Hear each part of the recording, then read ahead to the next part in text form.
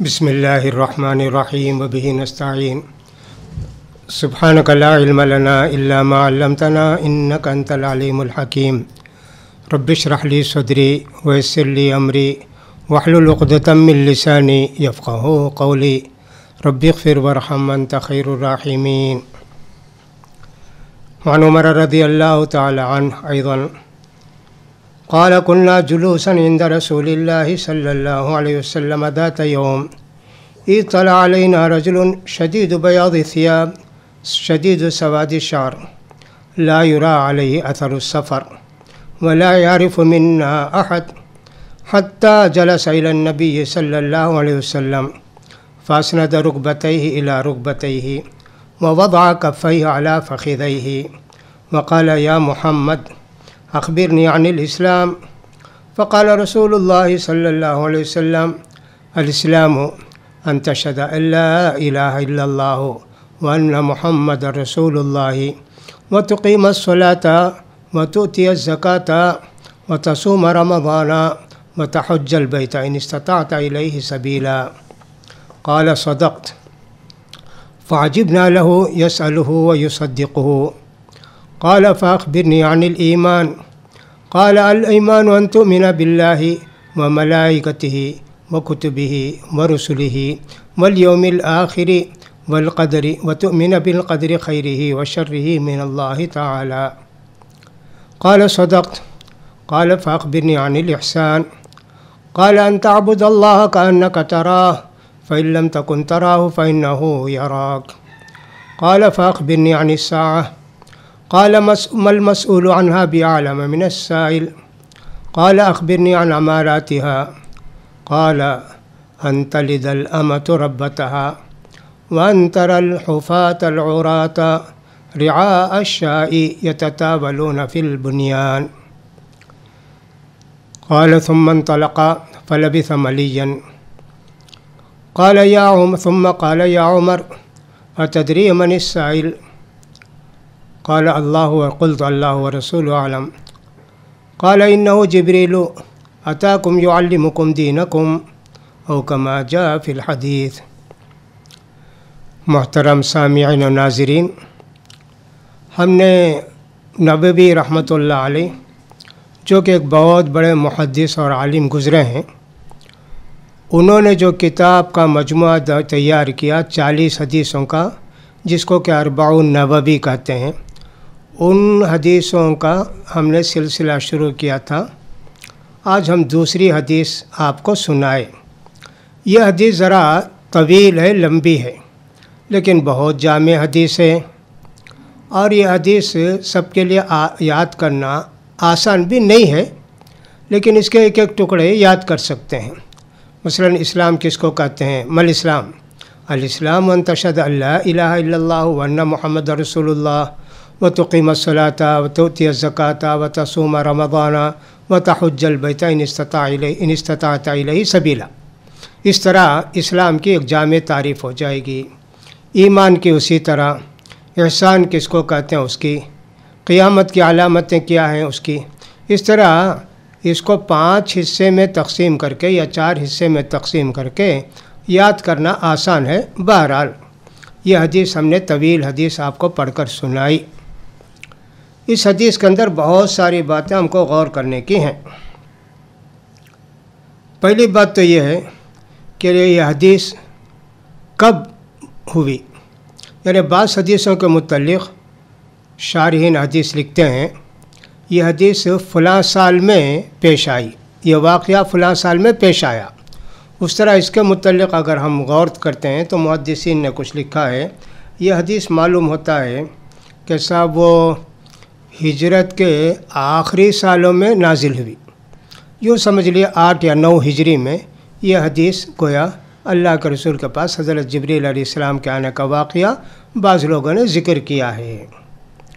حدیث میں کیا کہا گیا ہے اس کا مختصر ترجمہ کر دیتے ہیں، پھر ایک ایک بات کو لے کر آپ سے کچھ کہیں گے. حضرت عمر ابن خطاب رضی اللہ تعالیٰ عنہ، جن کی حدیث ہم نے پرسوں بھی پڑھی تھی، اس سے پہلے بھی پڑھی تھی، اس کے اندر حضرت عمر رضی اللہ تعالیٰ عنہ کہتے ہیں ایک مرتبہ ہم سارے لوگ، کچھ صحابہ کرام اللہ کے رسول صلی اللہ علیہ وسلم کے ساتھ بیٹھے ہوئے تھے۔ اچانک ایک آدمی آئے، بڑے صاف ستھرے سفید کپڑے پہنے ہوئے، بال بھی بہت کالے صاف ستھرے، مسافر نہیں معلوم ہوتے تھے وہ، اور ہم میں سے بھی کوئی آدمی ان کو پہچانتے نہیں تھے کہ مدینے والے ہوتے تو ہم پہچانتے ان کو۔ بہرحال وہ اللہ کے رسول صلی اللہ علیہ وسلم کے پاس آ کر بیٹھ گئے۔ بیٹھے تو کیسے بیٹھے؟ ایسا کہ گھٹنے سے گھٹنے لگا کر بالکل قریب بیٹھ گئے اللہ کے پیارے رسول صلی اللہ علیہ وسلم کے پاس، اور اپنے دونوں ہاتھوں کو اپنے گھٹنے پر رکھ لیے۔ پھر اس کا ادب سے پوچھے، محمد صلی اللہ علیہ وسلم اسلام کس کو کہتے ہیں بتائیے؟ اللہ کے رسول صلی اللہ علیہ وسلم نے فرمایا، اسلام 5 باتوں کے اقرار کرنے کا نام ہے۔ پہلی بات تو یہ لا الہ الا اللہ محمد الرسول اللہ کا اقرار کرنا، ایک۔ دوسری بات نماز کو قائم کرنا۔ تیسری بات زکوٰۃ دینا۔ چوتھی بات رمضان کے مہینے کا روزہ رکھنا۔ پانچویں بات اگر طاقت ہو استطاعت ہو تو حج کرنا۔ اب جب اللہ کے پیارے رسول صلی اللہ علیہ وسلم نے یہ جواب دیا تو پوچھنے والے کہتے ہیں کہ آپ کا جواب ٹھیک ہے۔ حضرت عمر کہتے ہیں ہم کو بڑا تعجب ہوا کہ صاحب یہ پوچھتے بھی ہیں اور کہتے بھی ہیں کہ آپ کا جواب ٹھیک ہے، یہ کیا طریقہ ہے؟ لیکن اللہ کے پیارے رسول صلی اللہ علیہ وسلم کے سامنے صحابہ اکرام اپنی زبان نہیں کھولتے تھے، ادب و احترام کے ساتھ بیٹھتے تھے۔ پھر انہوں نے کہا، اللہ کے رسول ایمان کس کو کہتے ہیں بتائیے؟ اللہ کے رسول صلی اللہ علیہ وسلم نے 6 باتوں کا ذکر کیا۔ پکا یقین رکھنا۔ کن باتوں پر؟ اللہ پر، اللہ کے فرشتوں پر، اللہ کی کتابوں پر، اللہ کے رسولوں پر، آخرت کے دن پر، اور پکا یقین رکھنا تقدیر پر، وہ اچھی ہو یا تمہارے لیے بری ہو۔ پھر بھی انہوں نے کہا ٹھیک ہے آپ کا جواب۔ پھر اس کے بعد کہا احسان کس کو کہتے ہیں اللہ کے رسول؟ آپ نے فرمایا احسان اللہ کی عبادت اتنے اچھے طریقے سے کرنا کہ گویا تم اس کو دیکھ رہے ہو۔ اگر اتنی طاقت نہیں ہے تو یوں سمجھو کہ وہ تم کو دیکھ رہا ہے۔ اچھا، ایک چوتھا سوال انہوں نے کیا، قیامت کب آئے گی اللہ کے رسول؟ آپ بتائیے۔ کہا کہ صاحب قیامت کب آئے گی مجھے بھی نہیں معلوم اور پوچھنے والوں کو بھی نہیں معلوم۔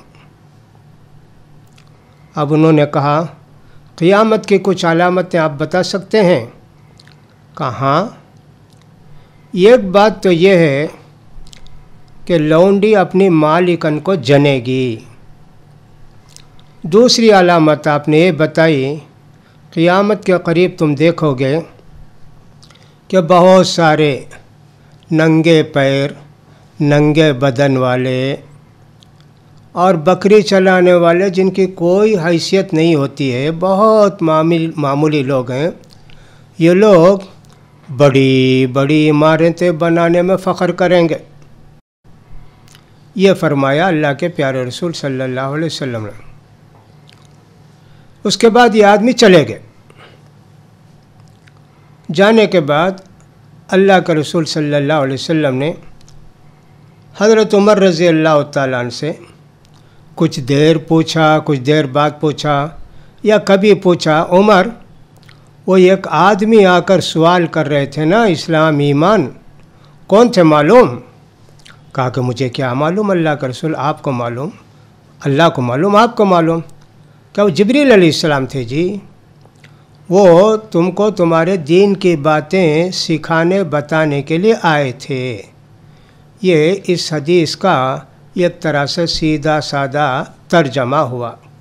اب اس کی باتوں پر ہم غور کریں۔ پہلے تو جبریل علیہ السلام نبی کریم صلی اللہ علیہ وسلم کے پاس انسانی شکل میں تشریف لائے. کوئی جانتے بھی نہیں تھے نا ان کو انسان.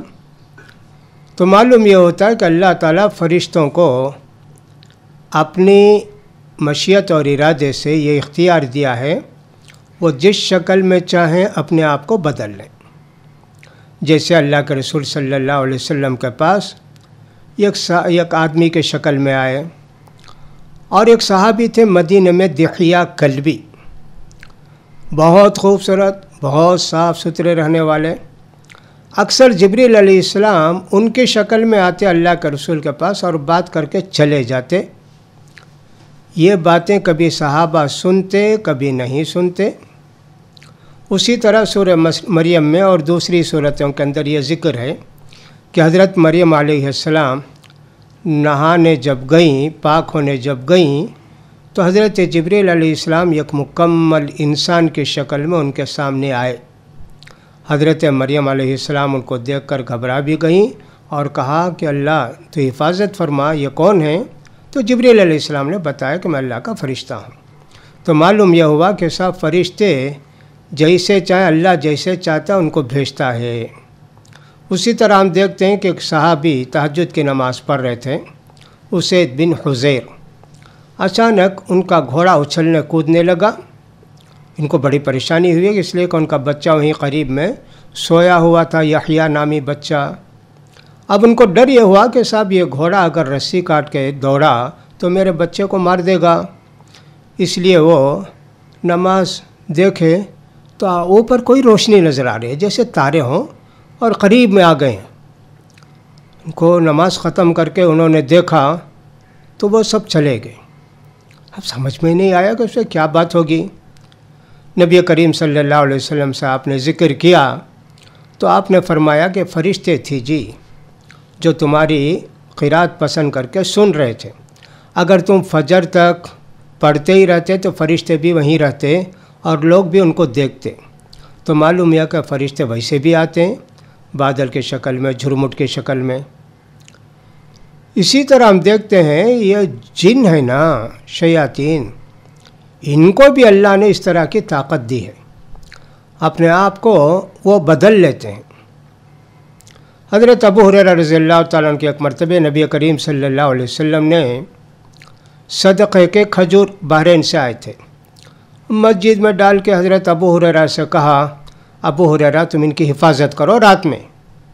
حضرت ابو ہریرہ حفاظت کر رہے تھے. اچانک ایک آدمی آیا، جھولی میں بھرنے لگا کھجور اٹھا کے. حضرت ابو ہریرہ کہے تو چور ہے. جا کے اس کو پوچھے ایک کون ہے تو کیا ہے؟ کہا کہ صاحب دیکھو میں بھی بھوکا، میرے بچے بھی بھوکے ہیں، کچھ کھانے پینے نہیں ملا، بہت پریشان ہوں، رحم کرو، تھوڑی کھجور لے جاتا ہوں ان کو کھلاؤں گا. حضرت ابو ہریرہ رضی اللہ تعالیٰ عنہ کو رحم آ گیا، کہا جاؤ. اب یہ واقعہ پوری تفصیل کے ساتھ حدیث کے اندر ہے. تو آخر میں اللہ کے رسول صلی اللہ علیہ وسلم نے پوچھا ابو ہریرہ سے، ابو ہریرہ کیا ہوا؟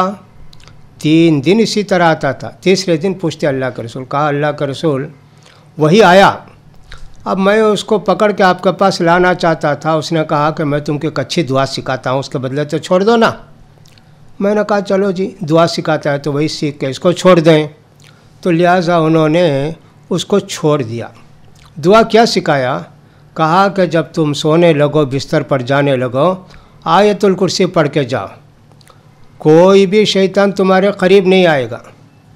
اللہ کے رسول صلی اللہ علیہ وسلم نے فرمایا وہ تو بہت جھوٹا ہے لیکن دعا تم کو ٹھیک سکھایا. معلوم ہے کون؟ کہا نہیں اللہ کے رسول مجھے کیا معلوم کون ہے. کہا شیطان تھا جی. تو دیکھو شیطان انسانی شکل میں آ کے 3 دن تک کھجور اٹھا کے لے گیا. اسی طرح ایک اور واقعہ ذکر کیا جاتا ہے حدیثوں کے اندر کہ خندق کی لڑائی جب ہوئی تو اللہ کے پیارے رسول بھی اور صحابہ کرام بھی مدینے کے ایک طرف جہاں سے دشمن آ سکتے تھے گڑھا کھودنے لگے. اسی کو خندق کہتے ہیں. بڑا چوڑا گڑھا کھود رہے تھے، بھوکے پیاسے پریشان، پھر بھی دشمن سے بچاؤ کے لیے تدبیر کرنا تھا. ایک صحابی جن کے قریب میں شادی ہوئی وہ گئے گھر جانے کے لیے، اللہ کے رسول سے اجازت مانگی تو اللہ کے رسول صلی اللہ علیہ وسلم نے فرمایا ہاں جاؤ، گھر جا کر آؤ، کوئی بات نہیں، لیکن تلوار ساتھ رکھو۔ وہ گئے گھر کو تو دیکھا کہ ان کی بیوی پریشان باہر کھڑی ہے۔ اب ان کو غصہ بھی آیا، کہا کیوں ایسے کھڑی ہو؟ کہا گھر کے اندر تو آ کر دیکھو۔ گھر کے اندر گئے تو ان کے جو سونے کا بستر تھا اس کے اوپر ایک سانپ کھڑا ہے، وہ ایک دم لاٹھی کی طرح، لکڑی کی طرح کھڑا ہے۔ اب ان کو جو غصہ آیا تو اس تلوار کو اٹھا کے اس سانپ کو مار دیا۔ سانپ بھی مر گیا، یہ بھی مر گئے، دونوں ایک ساتھ مر گئے۔ اللہ اکبر، بڑی پریشانی ہوئی، اور سانپ کو تو فوراً آ کے اٹھا کے لے گئے جن، یہ آدمی وہیں رہ گئے۔ اللہ کے رسول سے صحابہ کرام نے بیان کیا کہ اللہ کا رسول اس طرح کا واقعہ ہوا۔ فرمایا اللہ کے پیارے رسول صلی اللہ علیہ وسلم نے مدینہ میں کچھ جن ہیں، یہ انسانی شکل میں گھروں میں آتے ہیں یا کسی سانپ کی شکل میں، کسی بھی شکل میں آتے ہیں، لہٰذا اگر مدینہ میں تم سانپ دیکھو تو اس سے کہو 3 مرتبے تم یہاں سے چلے جاؤ، ہم کو تکلیف نہ دو۔ 3 دن کہو، نہیں گیا، تیسرے دن بھی نظر آتا ہے تو اس کو قتل کر دو، لیکن فوراً قتل نہ کرو پہلے ہی مرتبے دیکھتے ہی۔ ایسے نبی کریم صلی اللہ علیہ وسلم نے فرمایا۔ اب یہ مدینہ کے لیے، دنیا بھر کے لیے نہیں، اور اس وقت کے لیے جب کہ اللہ کے پیارے رسول صلی اللہ علیہ وسلم تھے۔ اب صحابہ نے کہا اللہ کے رسول دعا فرمائیے کہ وہ نوجوان زندہ ہو جائے۔ آپ نے فرمایا نہیں جی، وہ اللہ کا فیصلہ تھا۔ تو دیکھا آپ نے کہ سانپ ایک انسانی شکل میں آیا اور صاحب ان کو مارنے لگے تو اس نے بھی ان کو مار دیا، قتل کر دیا۔ تو معلوم یہ ہوتا ہے کہ فرشتے بھی اور جن بھی اللہ جیسے چاہتا ہے، ان کو جو قدرت دیا ہے اس کے مطابق اپنے آپ کو بدل لیتے ہیں۔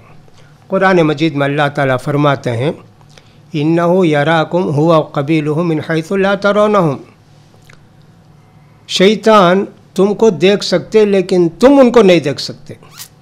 شیطان کو ان کی اصلی شکل میں کوئی کبھی دیکھ نہیں سکتا، ہاں جس کو اللہ چاہے وہ دیکھیں گے۔ اسی طرح فرشتوں کو بھی اصلی شکل میں اللہ کے پیارے رسول صلی اللہ علیہ وسلم نے حضرت جبریل کو صرف 2 مرتبے دیکھا۔ ایک مرتبہ جب غار سے آ رہے تھے تو آواز آئی محمد محمد، اللہ کا رسول سر اٹھا کر دیکھا تو جبریل علیہ السلام تھے، پورا آسمان بھر گیا تھا، اللہ اتنی بڑی مخلوق۔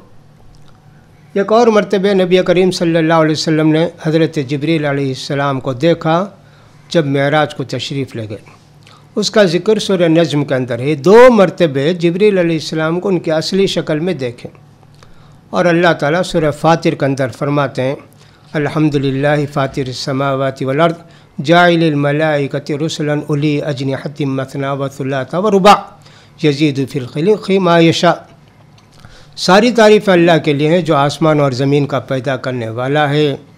فرشتوں کو پیدا کیا اس نے، 2 پر والے، 4 پر والے، ایسے اللہ نے پیدا کیا، اور اس کے علاوہ بھی جتنے پر چاہتا ہے پیدا کرتا ہے۔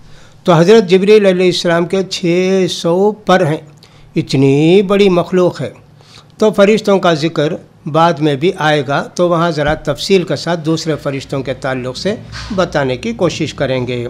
یہاں تو ہم کو یہ معلوم ہوا کہ صاحب جبریل علیہ السلام تشریف لائے۔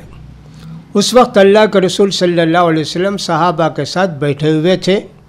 اکثر اللہ کے پیارے رسول جہاں ہوتے کچھ نہ کچھ صحابہ کرام آپ کو گھیرے ہوئے دین کی باتیں سننے کے لیے ہمیشہ آپ کے ساتھ رہتے۔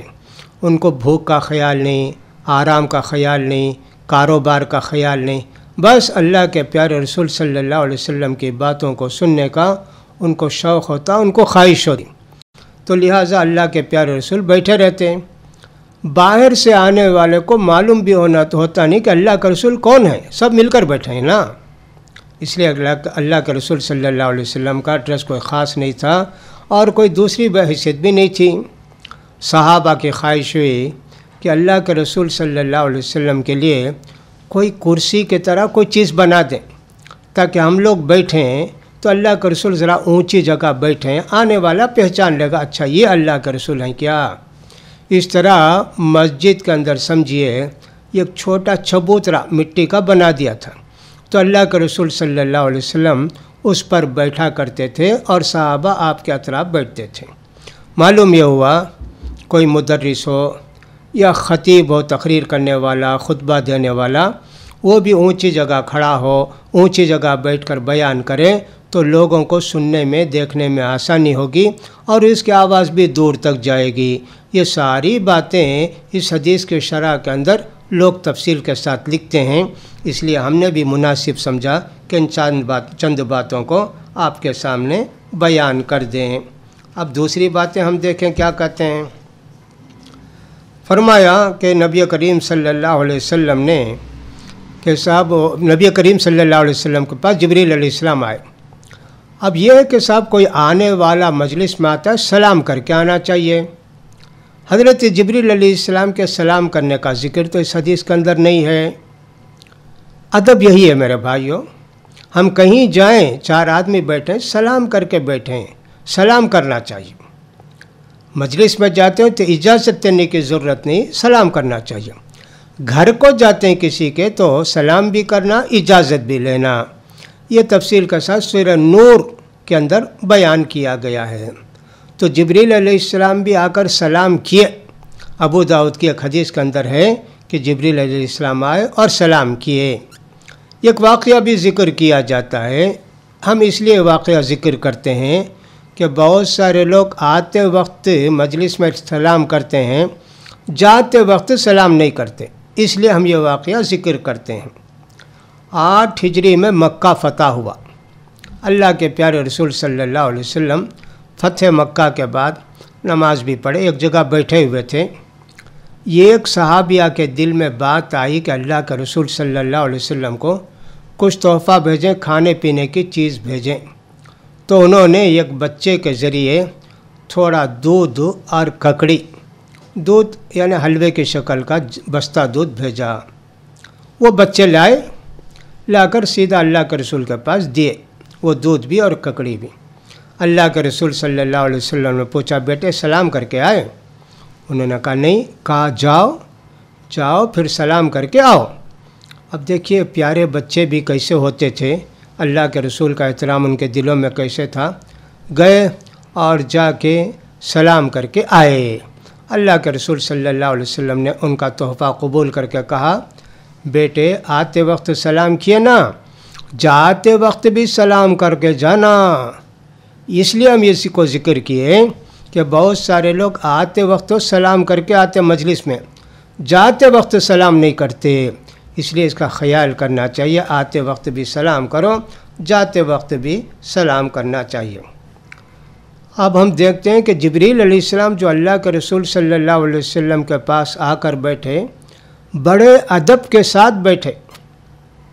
इससे हमको ये समझ में आता है हदीस पढ़ाने वालों को किन बातों का ख्याल करना चाहिए।